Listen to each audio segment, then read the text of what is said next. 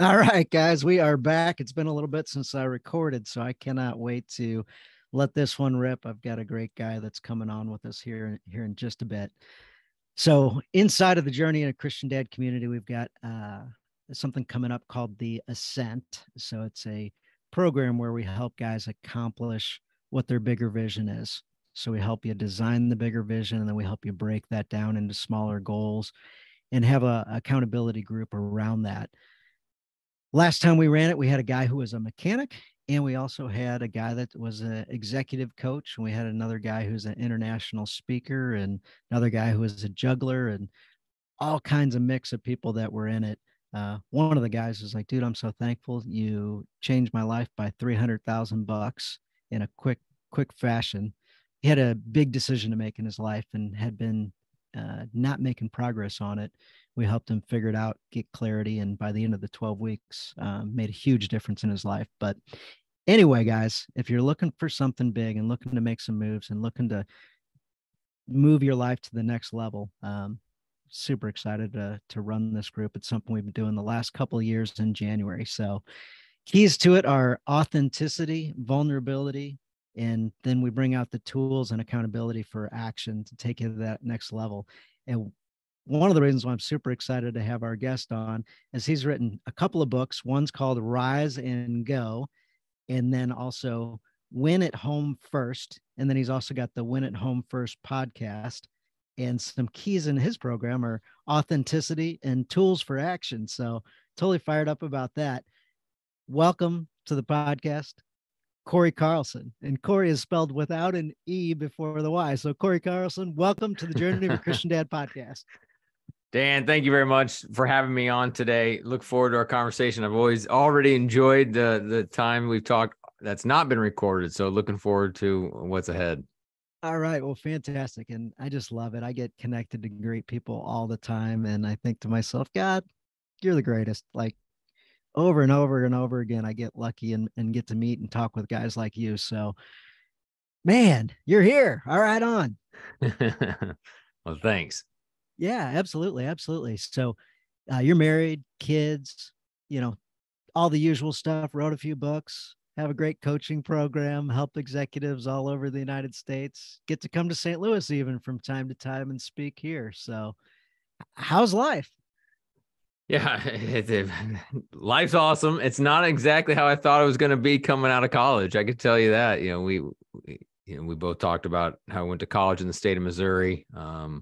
That's where I started in University of Missouri to be graduated as a civil engineer. And that's the life I thought I was going to live. I was going to be a corporate guy my whole life. And then things just kind of shook up and now here I am and living in Cincinnati, getting to do executive coaching, speaking full time. I have written the 2 books, and really we'll talk more about the books, but the books were written out of kind of a need for myself to kind of get my own things figured out. And as I worked to get my own junk figured out, put together some tools, I was like, hey, this is a book to help other people.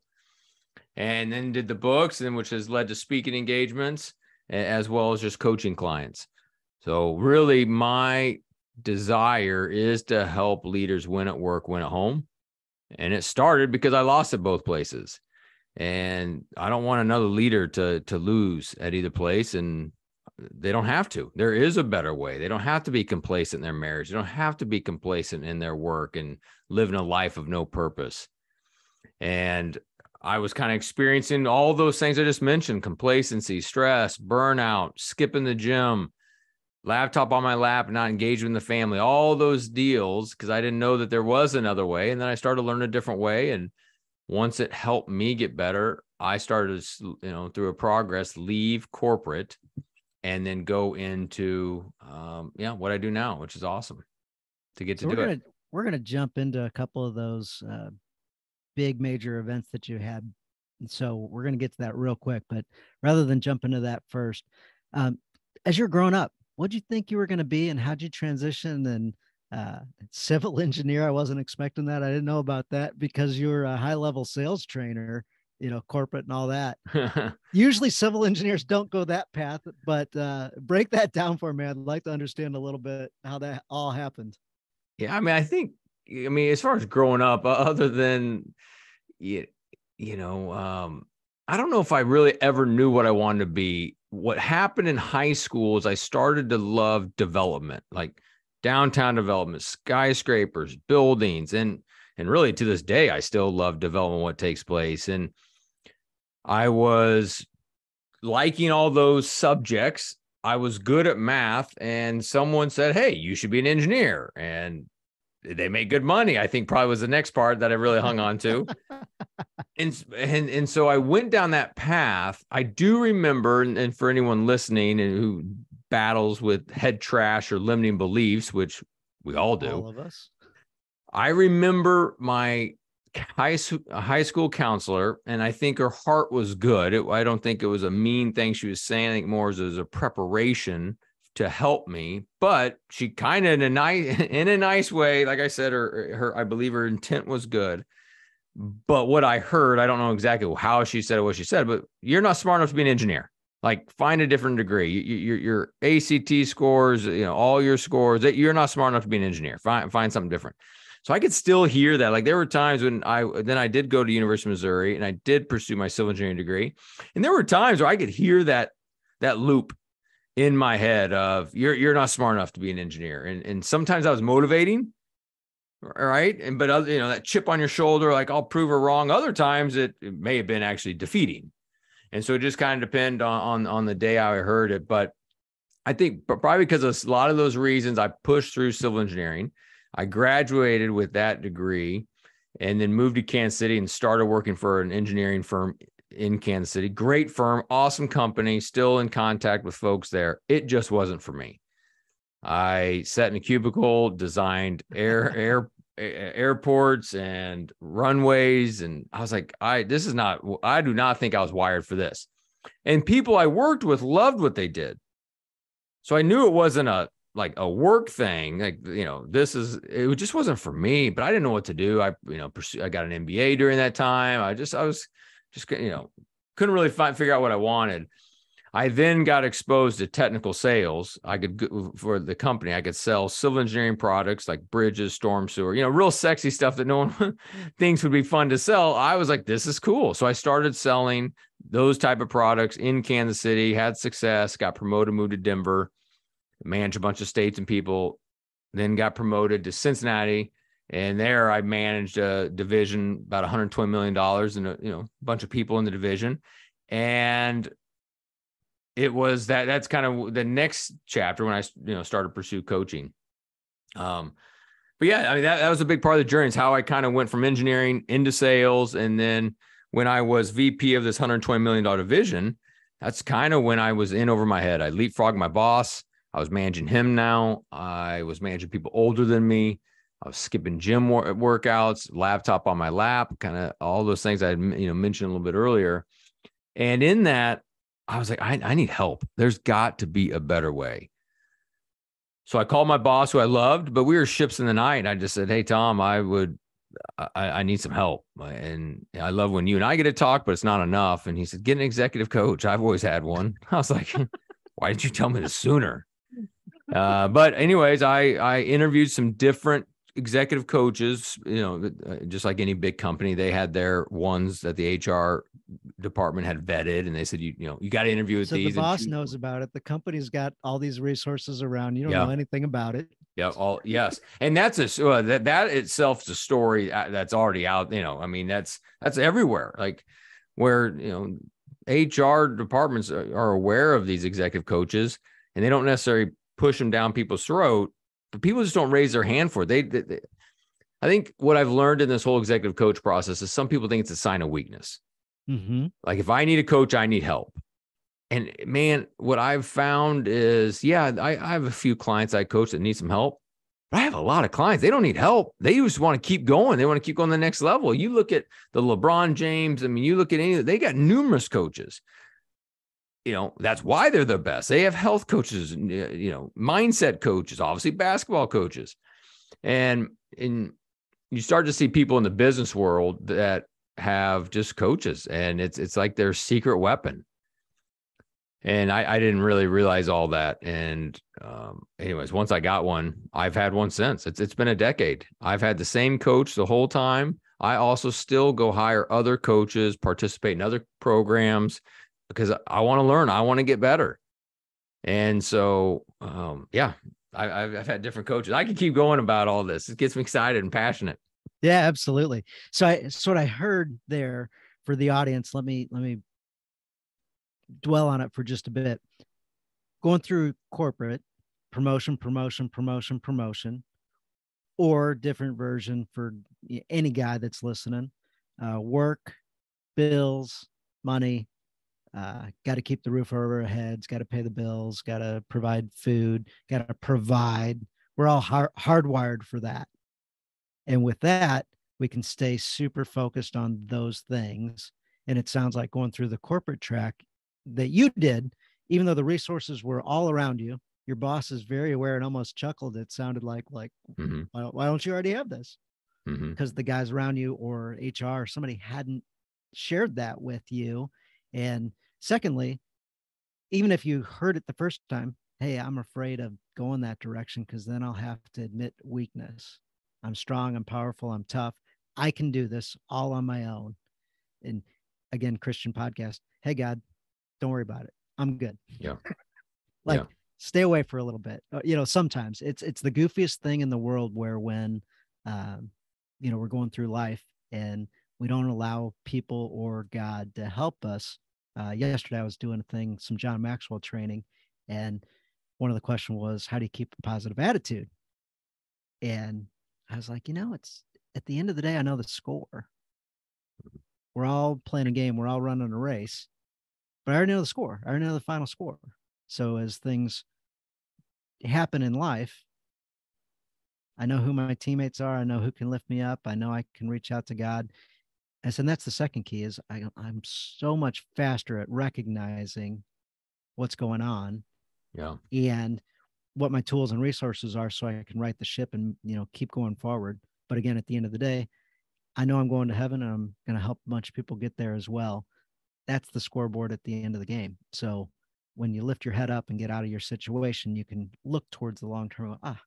This is a season, a phase, a day, a minute out of this whole thing. So I think a lot of guys can relate to being on track, the complacent, no purpose, stress, burnout, skipping the gym or the run or the walk or any of that stuff, the laptop instead of being engaged with the family. Those are all huge, huge things that we all struggle with. And from time to time, individually struggle with different ones as well. So that just piece, guys like, yep, that's me. I've been there. I'm still there. How do I pause and change? I guess we can even answer that here in a bit, because I definitely want to get into kind of those major events that we talked about. Seems like a good time to transition to that. Mm-hmm. Corporate coaching, and then things changed. Well, take whichever one you want, and we can go in whichever direction you want. Yeah, well, I got and let me jump in real quick. Sorry for that. There's a book author, and in his book recently I was reading, and he's like, my editor told me to put the cookies on the low shelf. Don't put them on the high shelf. It's hard to reach and all the way at the back of the book. Put them up front. And it's funny, in your book, your editor told you the same thing. That's exactly right, man. He used different words, of course, but he's like, we got to get the big story up front, and we got to roll with that rather than that. Well, you did some homework. I appreciate that. Yeah, absolutely. Thank you. That says a lot about you and your prep and having your guest on. So it's pretty cool, especially for your listening audience, to know that you do prep. You just don't wing it. So it's pretty neat. Yeah, absolutely. And so with that, this is a couple of big things that you're going to share. And I appreciate the fact that you're willing to be vulnerable about it and say, my life hasn't always been perfect. It's not perfect now, but it definitely had some imperfections and some super rocky things that happened. Yeah, for sure. Yeah. And so I said that at the beginning. I mean, my passion is to help business leaders win at work and win at home. Why am I passionate about that? Of all things that's out there to be passionate about, for me, it's because I lost at home first. I got, I went down the wrong path. back when I was an engineer, as I mentioned, I didn't find job satisfaction. I wasn't loving it, as I said that earlier. But at that time in my life, I was taking my identity to my job. Like, hey, I'm a man if I like my job, and if I'm getting promoted, I'm moving up the ladder fast, and if I'm getting fulfilled, like I was taking my identity to my job, which many people do. And if I'm not careful, I could drift that way again. That's why I have different kind of checks and balances. That's why I do my quiet time and really try to check my heart a lot. But earlier in my career, I didn't know all this stuff. I wasn't walking the faith journey that I do now. So I took my identity to my job, and when that wasn't fulfilling, I felt less than. And then the next idea I had, well, hey, if I am doing great at work, they're doing the best they can to push me up the corporate ladder as fast as possible. I was the only one in my 20s that was in this Future Leaders program. It was a lot of 30-year-olds and 40-year-olds in this program, and then me.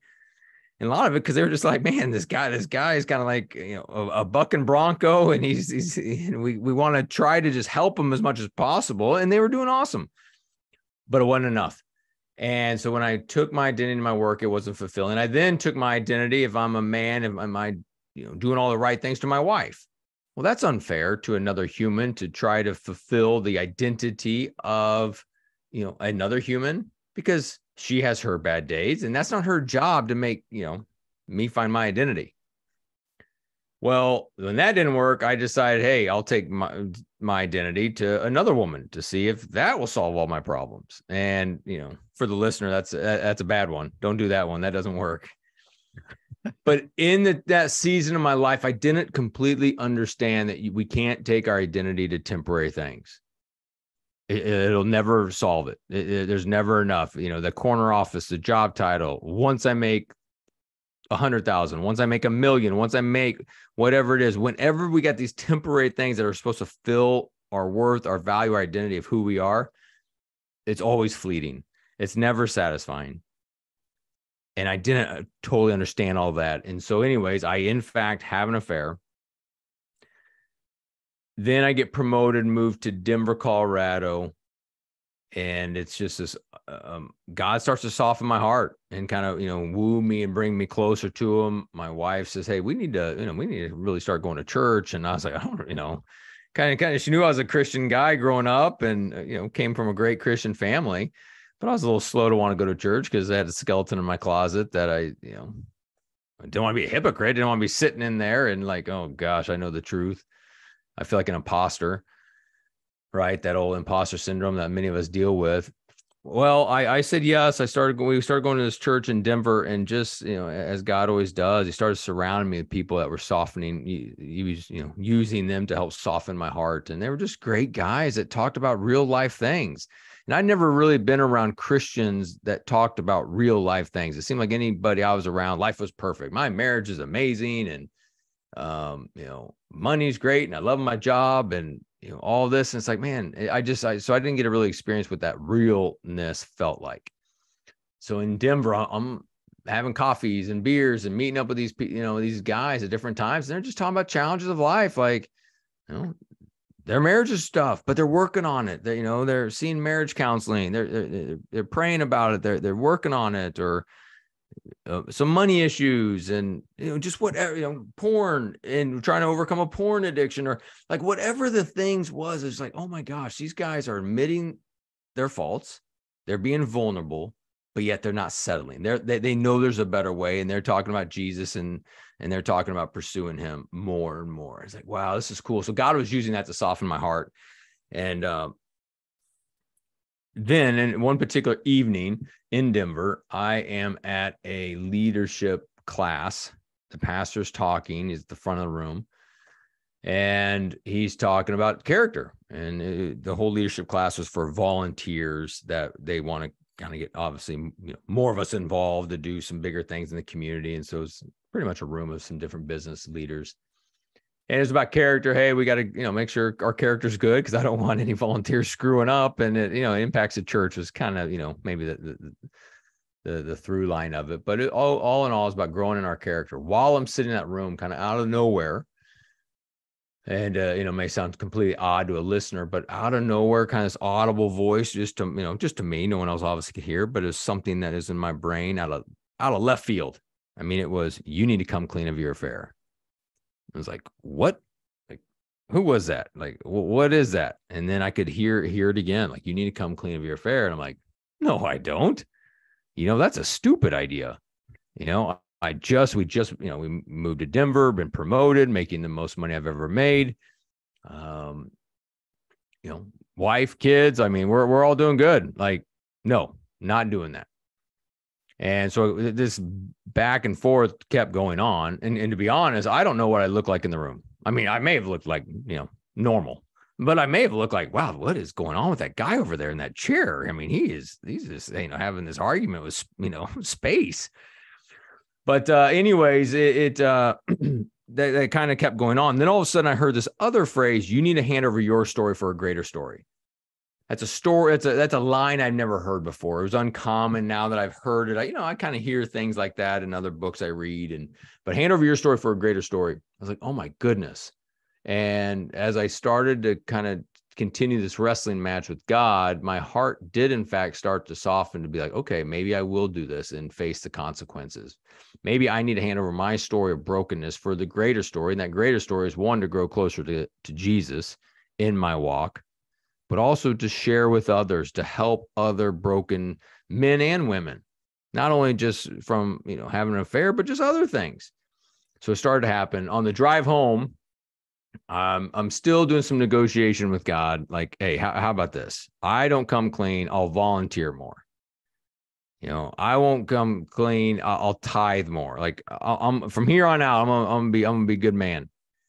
And it wasn't really working. And then my last idea with God in that drive was, how about this? If she's awake, I'll tell her. If she's not awake, I'm not telling her. And so I go home and she's not awake. And I'm like, oh, sweet. This is awesome. So I don't have to tell her. So I went to bed. The next day, I woke up and kind of probably did what I always did, which would go for a run, do kind of things to avoid it. And then, but it just kind of came back in the afternoon. I was like, I've got to tell her. So I told her that night, and it was awful. I mean, as you'd expect. Luckily, thankfully, praise God, she had this sense, this word come over her, it will be okay. Like, she just felt that and heard it. And it doesn't mean it's cupcakes and balloons in our house. I mean, it was doors slamming and yelling, just all the bad stuff you'd imagine, and rightfully so, because I did a bonehead move. Well, we began the journey of getting, working together. We had strong community. We, took classes, prayed about it, and we just grew closer to each other. We grew individually closer to Jesus, as a couple closer to Jesus, and just began an awesome restoration process. It was not easy. It was hard. It took some time. And for any listener who wants to talk further about some of those details, I'd reach out. I'd love to share. Not that we can do all of that on this podcast, but love to help any way I can. So that's the big piece. To your comment about the book, I have had an awesome story that a client had. And I can even just share that real briefly. Yeah. I'm like, I don't know the story. I'm like, I've been dying to know. Yeah. Well, the client story is, man, this is another great story. These listeners, like, this guy doesn't stop talking. How that story with the client goes is, I got hired to do coaching for a president of a company, and it was to help with vision and values of the organization. They were about ready to cross over the 200 employee threshold, and just kind of felt like losing that entrepreneurial spirit. Now we're going a little bit corporate. Like, how do we do? We need vision. We need values. Cory, can you come and help us? So I did, and he did not know all my story. Oh, maybe did, but definitely knew my coaching was both home and work. I mean, he knew that was definitely my brand, my platform, all those pieces. Very first call after I get the contract, the very first call with this leader, we're talking about work, and we're gonna cross 200 employees. It's great. We're launching all these different products. Things are great. And I said, okay, tell me some of the challenges, and we did the challenges. And I just asked some other questions, but I didn't get a lot of home stuff. Like it was all work, work, work. And I started already to get suspicious, like, oh boy. So then I said, just trying to get to know my client a little bit more. Hey, tell me about the weekend. What'd you do over the weekend? And it was, yeah, me and the kids did this, and kind of me and the kids. And I was like, oh man, I remember when I interviewed to get this coaching job, he had said he'd been married for 25 years. Like I remember him kind of saying it like confidently, kind of braggadociously. I mean, he's a great guy. I don't mean to say it that way, but just like, yeah, I've been married 25 years. And I was like, oh, so I remember it. And then it's like, oh boy. So I said, where was your wife and all this? And then a slower response. She doesn't really like kind of doing this stuff, and, doesn't always like going over here. I was like, oh boy. And I could just feel it. And I got this kind of prompting, like, I got to say something. Like, if I'm going to continue this coaching engagement, I got to be honest with how I'm going to approach it, as well as with him. So basically, I just said, hey, here's the deal. You hired me to help with the company culture, the vision, the values. We absolutely will do it. But as the leader goes, so goes the company. If we, in fact, are going to have success getting this company going the right direction, got to make sure you're doing well. Is that okay if throughout our coaching, we are also going to be talking about home and your marriage and your parenting? Is that okay? And he's slow to answer. I'm like, oh my gosh, I just lost the largest contract I've ever had in my coaching business. This sucks. Why did I open my big fat mouth? And then he said, he goes, yeah, it's okay. Every day I drive home, I get a pit in my stomach. It's okay. We can talk about it. I was like, oh my gosh. So we did. We talked for the next series of months. Actually, we worked together for 9 months, and then he started having me work with other people on his team. But in that series of those 9 months, we put together the vision, values. We put together all the business things we said we're going to do. But along the way, it's like, hey, you need to go on a date with your wife.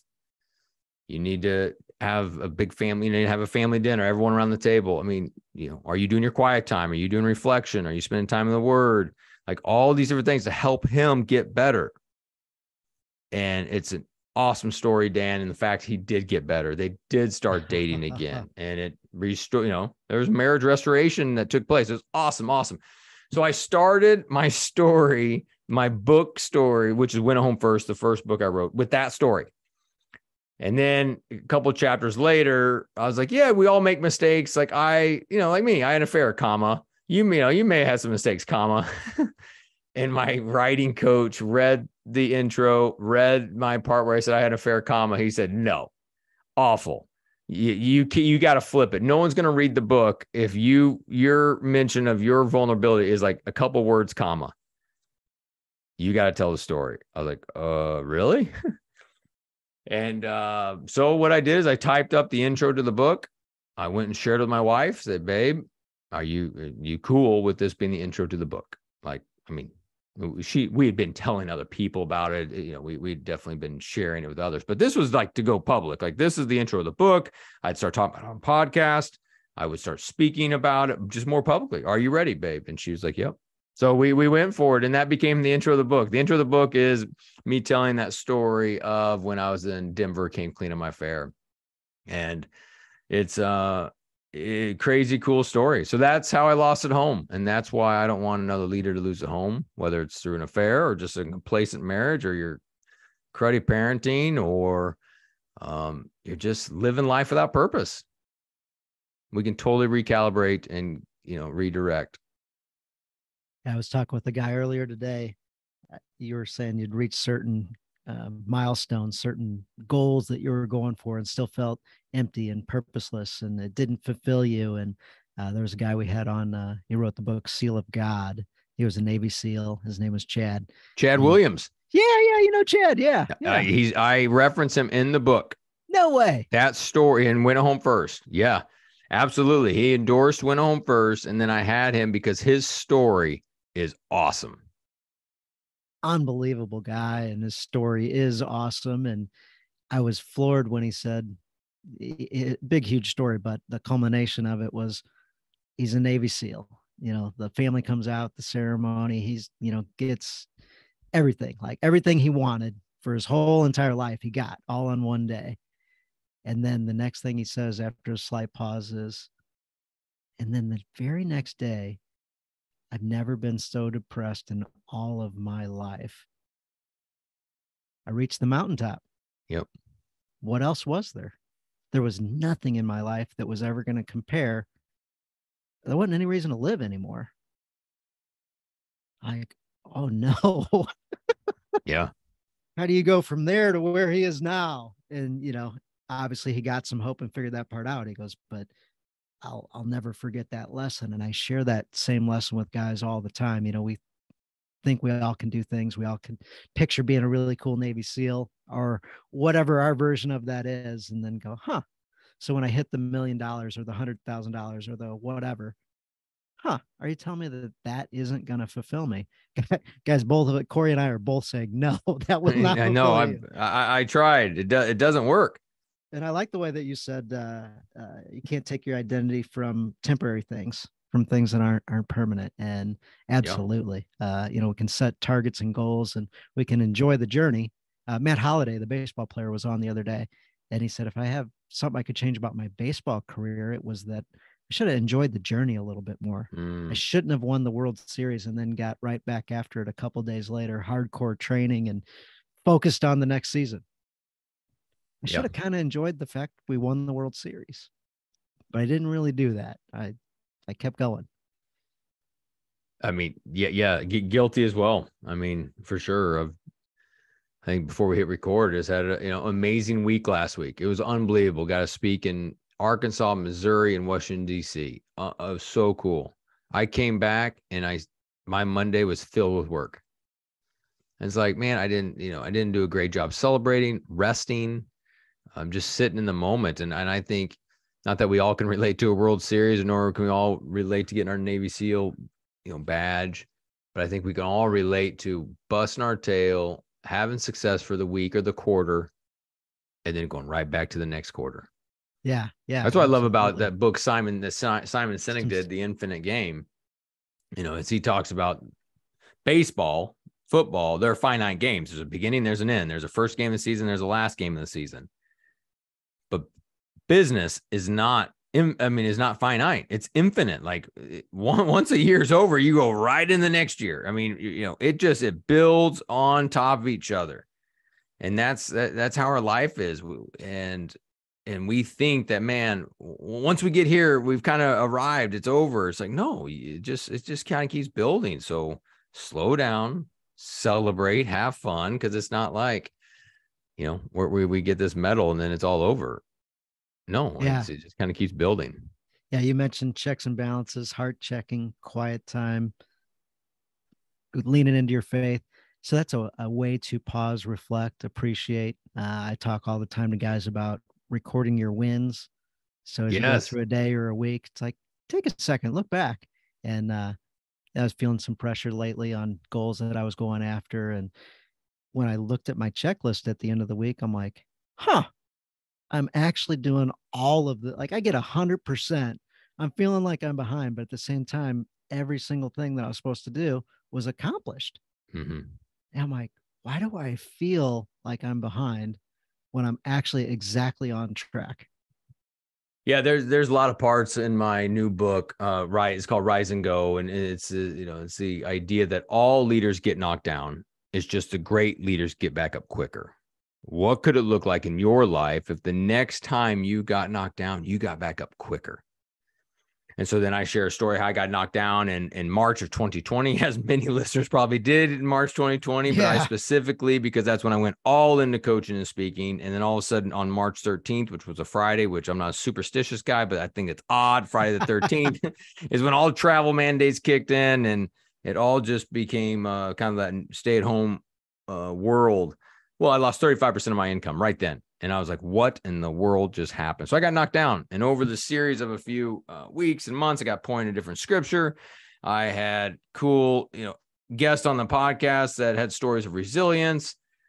I heard other inspirational stories, and I started to put together some content that helped me get back up. And it became like these ladder rungs that helped me get up. I then shared that content with my clients. They'd be saying something like, I'm struggling with this. I'm like, I just was kind of thinking about this scripture this morning or this story here. Why don't you consider this? And they're like, oh, that helped.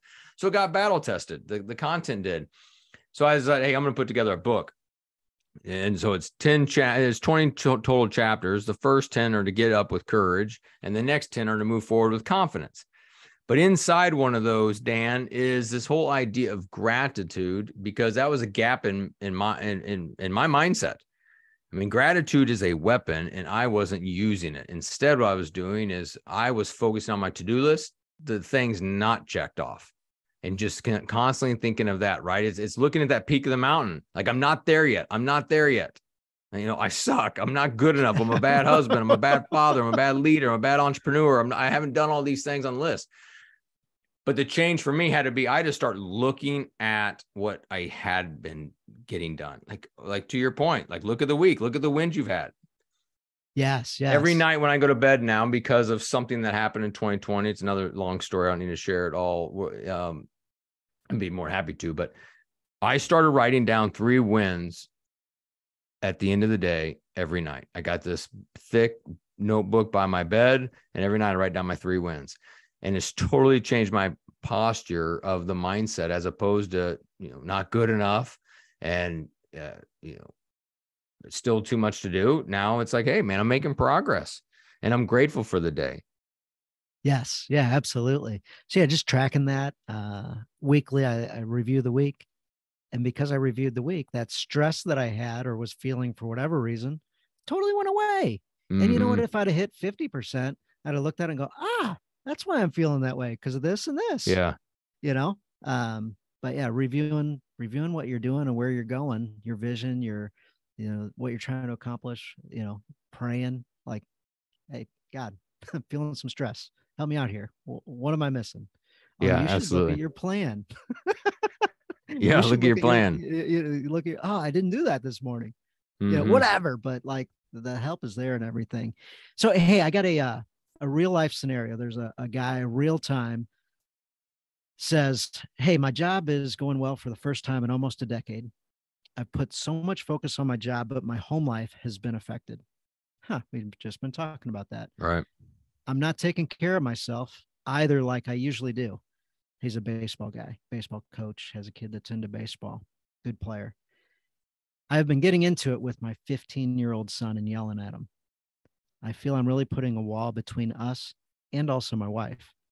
I will be brutally honest. Sometimes when I'm critiquing him, it's because I don't want him to be like me. The things that he says are hurtful because there's some truth to it. He is a really good kid. We don't deal with some of the other stuff parents deal with. I need to take a breath and think, is something I need to do and address things. I would say most times I don't do it. I don't blame him to really not wanting to be around me when I'm like this. When something is really wrong, he won't talk to me if I don't change my attitude. I know things are not taught, but they're caught. The kids catch things from us. I should have made it to a recent event that helps out dads in my local area. I feel like I'm adrift, or at least in the start of one. I need to get out of my head and into my heart. What'd you hear? What'd you think about? What questions would you have? What advice would you have? I got a lot of thoughts. I'm not going to say these are all in the right order, but hey, man, I mean, to this listener, I mean, you're not alone. A lot of people feel this way. And so you absolutely can correct it. And so know that for sure. And don't beat yourself up. Don't let the devil get inside your head saying, hey, you're a bad dad. You always be a bad dad. You can never get better. You're a bad husband. You'll never get better. It's just who you are. And that's just head trash. It's a lie that the devil will tell you. Yeah, maybe you could have done things better for sure. But it's time to, you know, to recalibrate and get better. You know, as I hear all that, to me, the first thing that's, you know, I hear very, very, very busy. You have no margin in your life.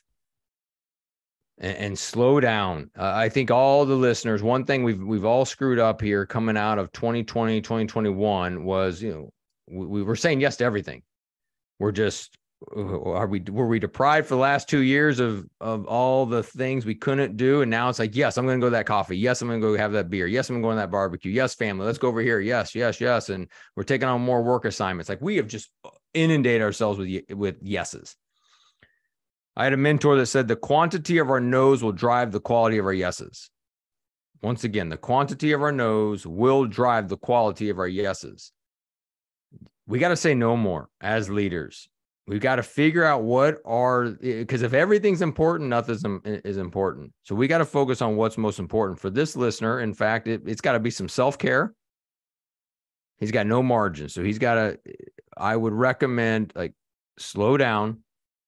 Find some time to spend time in the Word, pray about your heart towards your son, that you start seeing the positive in your son and not the shortcomings or whatever it is. Because there's a tension. I mean, this father is showing up with just attention. If he gets some quiet time, starting taking care of himself a little bit. And then it don't work. A lot of the guys I work with, they're involved in too much. Like, it's too controlling. Like, they just need to release some control and think about what are their hours they're working? When are they working? A big thing I see with a lot of folks is also we are all wasting way too much time on our phones. Looking at ESPN, looking at CNN, looking at Fox, whatever your vibe is, you're spending time on that. That's doing a couple of things. One, you can spend time in the Word or pray instead of that. You could go hang out with your son across the room instead of looking at your phone. But what it also does is you never are slowing down, resting your mind. And this is something I got to work on too. If we go from work meeting to work meeting, in between, we're walking down the hallway or as we walk to the bathroom and we're at the urinal and we're looking at our phone, we're never letting our brain rest. It's just go, go, go. I talk to a lot of guys where they're like, I'm so tired. Well, what time do you go to bed? And they'll tell me a time. Let's just play this out. I go to bed at 10. Okay, great. When's the last time you look at your phone? Usually about 10. That's awful. It's awful because for a variety of reasons. It is, there's all kinds of science that talks about black light and what it does to you, and you stay up too late. Okay. I do think that's all true, but let's just move that aside. No matter what you see last, that's what you're going to start thinking about. If someone sends you an email and you look at it last, you're going to go to sleep thinking how to strategize and respond. I should say these 3 things. Yeah. In the morning, I'm going to type this email. Yeah. I'm going to say this, and then I'll say that. And you don't go to sleep. So buy an alarm clock, put it in your room, and then charge your phone in the kitchen. And, when the last thing you go to bed, you're not looking at your phone. And the first thing in the morning, it's a beautiful thing. You also don't look at your phone. You can start praying. You can start walking to the shower. You can do whatever it is, and it slows you down. So as I hear this particular father, his heart is, good. He wants to crush it at work. He wants to crush it at home, but he's filling up some of the time with things that aren't helping him crush it at work, crush it at home. And I think one big thing is I struggle with this too. I'm a coach for a living. So being hard on a kid, I mean, I can err on this because it's like, kid, what's your vision? What's your values? what do you do? What are your goals for this week? What are you most thankful for this week? Come on, let's go. But our kids don't want that. I remember coming home from a soccer practice. I was my son's coach right now. He's 10 years old. I got 3 kids. And we were driving home, and my son says from the back, he says, Dad, you didn't say many negative things tonight. I was like, what? What do you mean? He said, well, usually you tell me I should have done this better, this better, this better. I'm like, oh my gosh, what a jerk. Like, that's what I say. I'm always coaching him, always critiquing, always trying to make him better. And my heart's good. Like, I want that of it. He doesn't need that. He's got other coaches. He knows that stuff. What I need to be doing is loving and encouraging him. And so we have a responsibility as leaders, both at work and home, to invite those that we lead into relationship and then challenge them into responsibility. And there's this whole matrix that I've drawn in the book called Win a Home First. It was taught to me. I then include in the book to share with others. We have to invite people into relationship and we challenge them responsibility. Where most of us err is one of two ways. It's all challenge, get better grades, make your bed, do your devotion, work better, harder in baseball or soccer or whatever, or music, whatever your thing is. We come across as dictators. And our kids become little soldiers. They do what we say, but man, they don't feel the love. They're just doing it because out of fear. They're doing it just to minimize the consequences. If it's our employees, they may do what we say, but they're looking at LinkedIn at night, looking for a new job. They're part of the great resignation. I mean, they just is like, no, man, I want someone who notices me. There's a report done that 85% of the people that left during the 2020, 2021 said it was because of they didn't feel noticed and recognized. Yep. 100%. Number one thing. That's because people don't care about relationship with them. So that's the bottom right quadrant, if you will, of the matrix. Top left quadrant would be all invitation, all relationship. That's cozy. That's spoiled brats of their kids. Hey, dad, mom, can I have this? Yes. Can I spend the night? Yes. Can I go to the mall? Yes. Can I, whatever. Yes, yes, yes. And so the kids start to feel spoiled, entitled. Employees, it's a cozy environment. Don't worry about the sales report. We'll get them next time. How was your weekend? Did you have fun? If it's all about relationship, it's a cozy environment. That's not good. Where we need to get to is just like how Jesus led. Come, follow me, right? Come, very relational, asking questions, getting to know them, but then go and make disciples. Like that's a challenge. That's a responsibility. So that's how we need to do with our kids, with our employees. It's a relationship, hang out. And then also challenge them. So for this father, what I was hearing was just, it's been a season for a while of high challenge, like work hard, do this, get better at baseball, go, go, go. It's probably time to recalibrate for a little bit and just hang out, go get ice cream, go talk. How's school? How are you? There's a lot of noise in school. How are you handling it? And just have fun. And then there'll be the right time to challenge again. Hey man, you're slow, but most of us as dads, we err on high challenge. We've got all this wisdom from all of our mistakes and we don't want our kids to go down the wrong path. So we're always kind of cracking the whip. What we're not very good at is hanging out and being loving and being encouraging and just chilling, because it's hard for us to slow down. Because there's work to be done, and I got to make sure I do these, this checklist, So, and then same thing for our wives. We got to be loving on our wives. We got to be dating our wives. One of the first things I ask my clients is, when's the last time you went on a date with your wife? And a lot of times they're like, I don't know. Long time ago. Go on dates. Our wives need to feel pursued.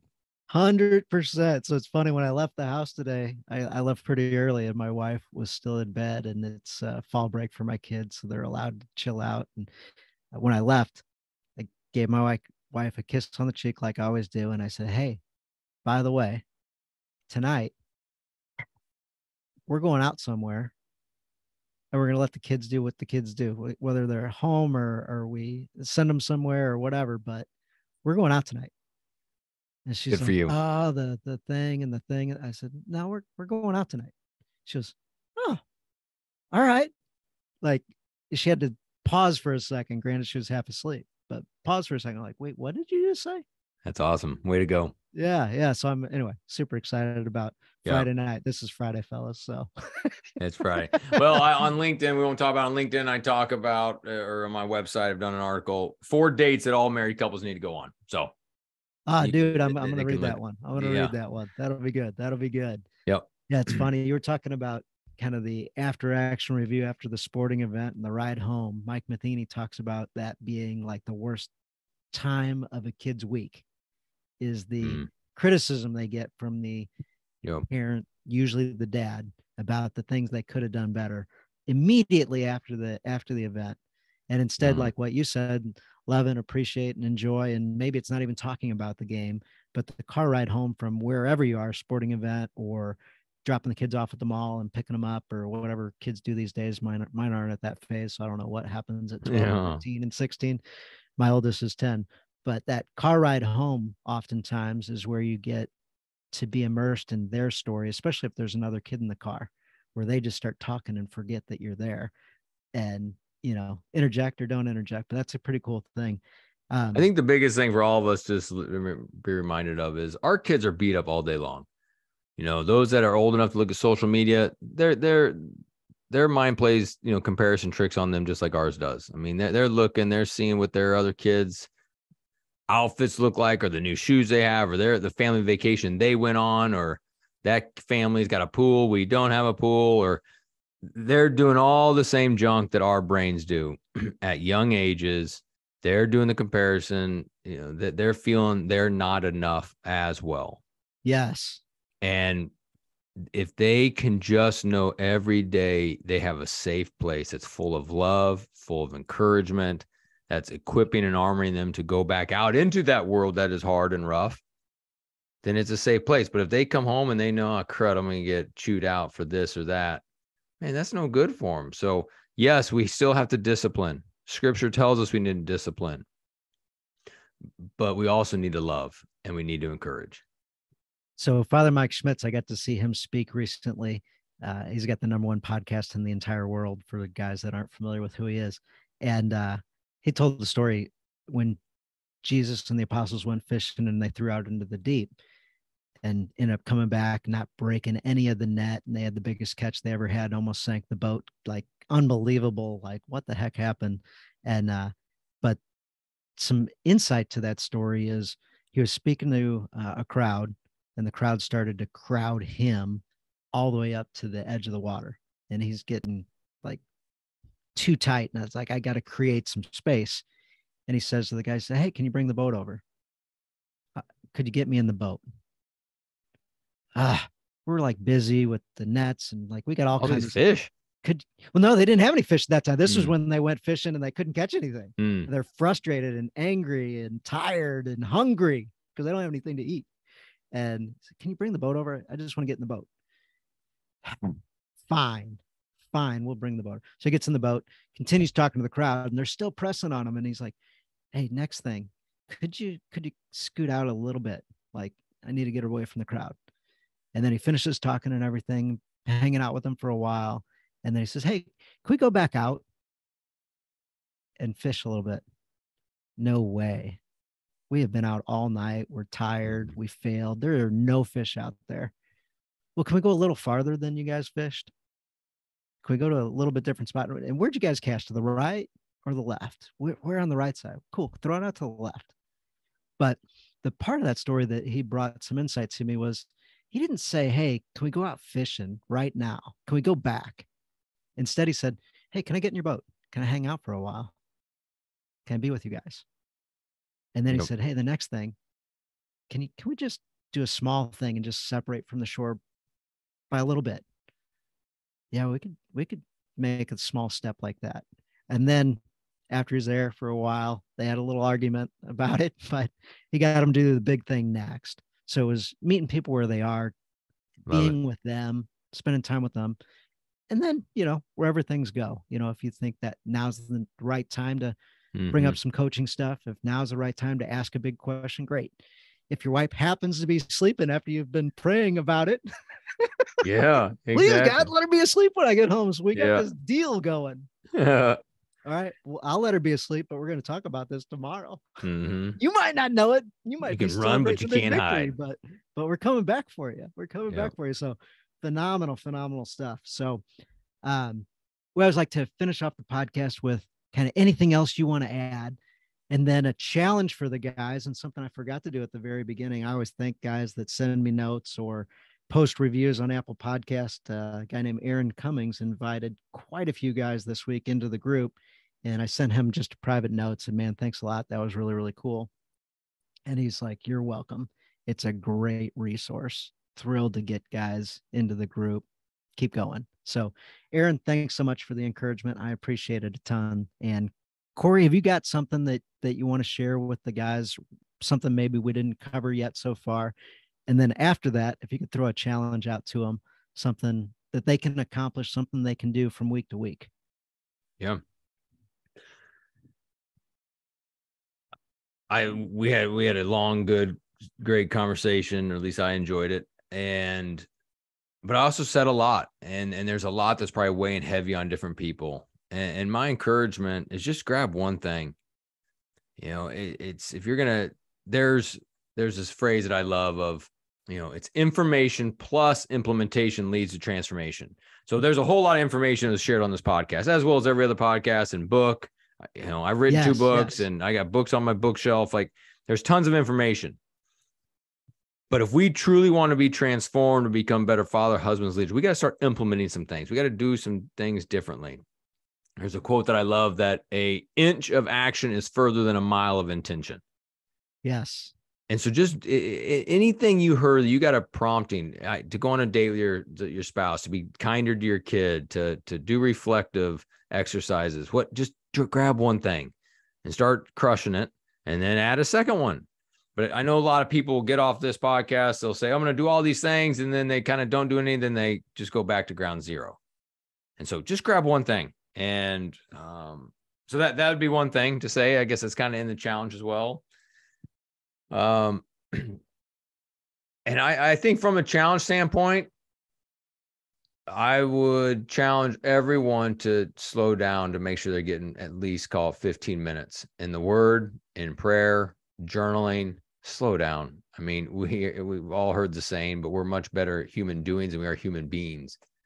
But we really need to just be still and hear from God. And I just did a devotion with my son this morning.